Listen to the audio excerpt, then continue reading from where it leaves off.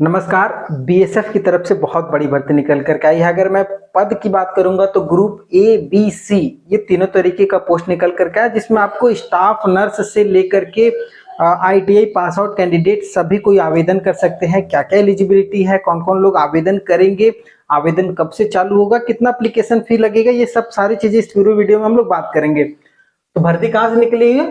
BSF, border security force, जो कि भारत की एक अर्धसैनिक बल है, जो भारत की सुरक्षा की दृष्टि से बहुत इंपॉर्टेंट इनका काम होता है और सभी जानते होंगे। इसके बारे में ज्यादा बताने की जरूरत नहीं है। गृह मंत्रालय के अंतर्गत ये आती है और इसमें जो है ग्रुप ए बी सी के पद पर भर्ती निकाली गई। टोटल सीट की बात करेंगे तो 141 पद है। ऑल ओवर इंडिया पे भर्ती निकाली गई है, जिसमें सभी कोई आवेदन कर सकते हैं, चाहे वो मेल हो फीमेल हो, सभी कोई। और इसका अभी ऑफिशियल नोटिफिकेशन नहीं आया है, लेकिन शॉर्ट नोटिस जो होता है वो जारी हो चुका है। अगर आप शॉर्ट नोटिस की बात करेंगे तो एम्प्लॉयमेंट न्यूज वगैरह में देख सकते हैं, या फिर आप satyaresult.com पे चले जाइए, वहां पर भी आपको ये शॉर्ट नोटिस देखने को मिल जाएगा, तो आप वहां से चेक कर सकते हैं। फॉर्म जो है वो 18 मई से चालू होगा, ठीक है, और लास्ट डेट है 16 जून। तो ये जो 16 जून है यही आपका कट ऑफ भी रहने वाला है। चाहे वो एज की बात करेंगे, एजुकेशन की बात करेंगे, ये सभी के लिए यही कट ऑफ है कि मतलब सीधा सीधे इस डेट तक अगर आपका जो भी एज मांगा गया वो हो जाना चाहिए और एजुकेशन भी आपका कंप्लीट हो जाना चाहिए, ठीक है। फॉर्म फी की बात करेंगे तो जनरल, ओबीसी और ईडब्ल्यूएस कैंडिडेट उनके लिए 100 रुपया लगने वाला है, जबकि अदर कैंडिडेट को यहाँ पर कोई चार्ज नहीं है, जैसे एससी एसटी हो गया वो, ठीक है, और शायद फीमेल को भी कोई चार्ज नहीं लगने वाला है। अभी इसका शॉर्ट नोटिस आया हुआ है, तो लगभग ये जानकारियां हैं। अब थोड़ा सा हम लोग बात करते हैं सीट की। तो अगर मैं पोस्ट वाइज बात करूंगा तो पैरामेडिकल पोस्ट के लिए यहाँ पर आवेदन निकाला गया है, जिसमें अगर आप देखेंगे sub inspector staff nurse, SI staff nurse के लिए भर्ती निकाली गई है। इसमें टोटल 14 सीट है और एज जो है वो 21 साल से लेकर के 30 साल मांगा गया। अब ये 21 साल कब कंप्लीट होना चाहिए? तो मतलब 16 जून 2024 फॉर्म भरने का लास्ट डेट तक। इस डेट तक अगर आपका 21 साल हो गया है और 30 साल से ज्यादा नहीं है तो आप इस फॉर्म को भर सकते हैं। छूट वगैरह की जो भी जानकारियां है वो फुल नोटिफिकेशन में देखने को मिल जाएगी, और जो भी छूट होगा आप अपने अनुसार देख लीजिएगा। अगर फुल नोटिफिकेशन जारी होता है तो उस पर एक अलग वीडियो में बना दूंगा। एजुकेशन की बात करेंगे तो जीएनएम आपका कंप्लीट होना चाहिए, ठीक है, ये बेसिक है एसआई स्टाफ नर्स के लिए। उसके बाद एएसआई लैब टेक्नीशियन की बात करेंगे तो इसमें टोटल 38 सीट है। 18 से 25 साल एज होनी चाहिए और डिप्लोमा आपका लैब टेक्नीशियन में कंप्लीट होना चाहिए। लैब टेक्नीशियन में अगर आपने डिप्लोमा किया हुआ है, और सबसे इंपॉर्टेंट होता है रजिस्ट्रेशन जरूरी है। ये नहीं कि केवल कोर्स कर लिया और रजिस्ट्रेशन नहीं है तो आपका वो भी अलाउ नहीं होगा। उसके बाद एएसआई फिजियोथेरेपी की बात करेंगे तो इसमें टोटल 47 पद पर भर्ती है। 20 से 27 साल एज होनी चाहिए और इसमें आपका डिप्लोमा कंप्लीट होना चाहिए फिजियोथेरेपी में। तो ये बेसिक पैरामेडिकल में बहुत सबसे ज्यादा पद जो है वो पैरामेडिकल में ही निकल करके आया। अगर आप देखेंगे तो 141 में से तो हमको लगता है 50% सीट यहीं पर ही कवर हो जा रहा है। हाँ ठीक है, जैसे मान लीजिए 40, 30, 70 और 10, 80, 80, 7, 87 और 8, 95 और 4, 99 सीट लगभग यही कंप्लीट हो जा रहा है। बचा 40, 41 सीट वो आपका अदर वाले पोस्ट में कवर हो जाएगा, ठीक है। अब यहाँ पर देखते हैं एसएमटी वर्कशॉप के लिए भर्ती निकाली गई है, जिसमें अगर मैं बात करूंगा तो basically ITI pass out candidate है। आईटीआई के साथ अगर आपके पास जो एक्सपीरियंस मांगा गया है वो है तो आप इस फॉर्म को भर सकते हैं। एसएमटी वाले थोड़ा ध्यान दीजिएगा। एसआई व्हीकल मैकेनिक के लिए 3 पद पर भर्ती है, जिसमें एज जो मांगा गया है मैक्सिमम 30 साल होना चाहिए, 30 साल से ऊपर नहीं होना चाहिए, और ये एज आपका भी यही रहेगा 16 जून 2024। आपका डिप्लोमा होना चाहिए व्हीकल मैकेनिक से। अगर आपने डिप्लोमा कंप्लीट किया हुआ तो आवेदन कर सकते हैं। उसके बाद अगर आप देखेंगे तो सभी कांस्टेबल का पद है लगभग 2 नंबर से लेकर के 9 नंबर तक।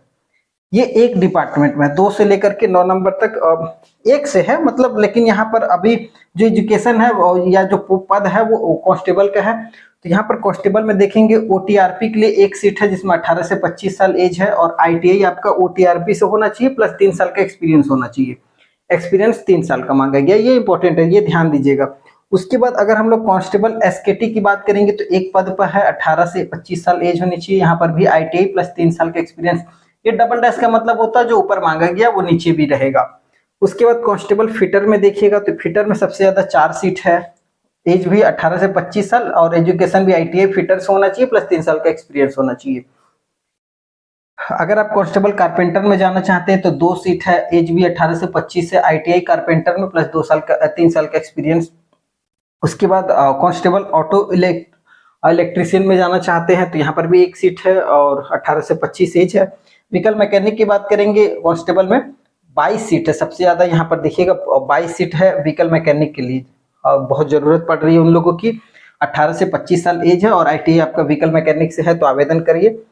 अगर आप कांस्टेबल बीएसटीएस में जाना चाहते हैं तो 2 सीट है, एज भी 18 से 25 है, एजुकेशन आईटीआई प्लस बीएसटीएस से आपका अपना आईटीआई किया हुआ 3 साल का एक्सपीरियंस हो तो जाइए। और अप होल्स्टर में अगर आप जानना चाहेंगे तो 1 सीट है, 18 से 25 साल एज है और वही सेम आईटीआई अगर आपने किया हुआ है तो।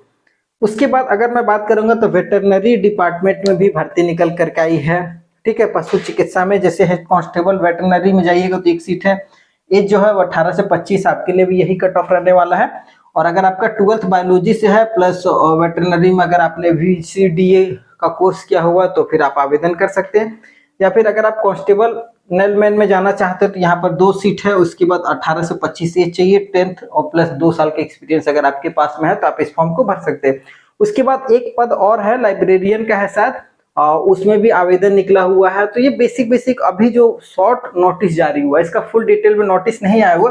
और ये एजुकेशन से रिलेटेड जो भी जानकारियां है ये मैंने आपको पुरानी भर्तियों के आधार पर बताया है। जैसे कभी बीएसएफ कहीं से भर्ती रेगुलर आते रहती है, साल में 1 साल में 2 साल में, तो उस आधार पर मैंने बताया है। अब इसमें हो सकता है कि चेंजेस हो सकता है, जब आपका फुल नोटिफिकेशन आएगा तो हो सकता है इसमें एजुकेशन में या एक्सपीरियंस में, एजुकेशन में तो कम चांस है, एक्सपीरियंस में कुछ हो सकता है बदलाव हो सकता है। मान लीजिए 3 साल इसको 2 साल भी किया जा सकता है। तो फुल नोटिफिकेशन जैसे ही जारी होगा तो आप satyaresult.com यहाँ पर चले जाइएगा और इसमें रेगुलर अपडेट आते रहता है, तो आप इस साइट को विजिट कर लीजिए या फिर टेलीग्राम चैनल है उसका भी लिंक नीचे डिस्क्रिप्शन में दिया हुआ, वहां से आप रेगुलर विजिट करके इसको चेक कर सकते हैं।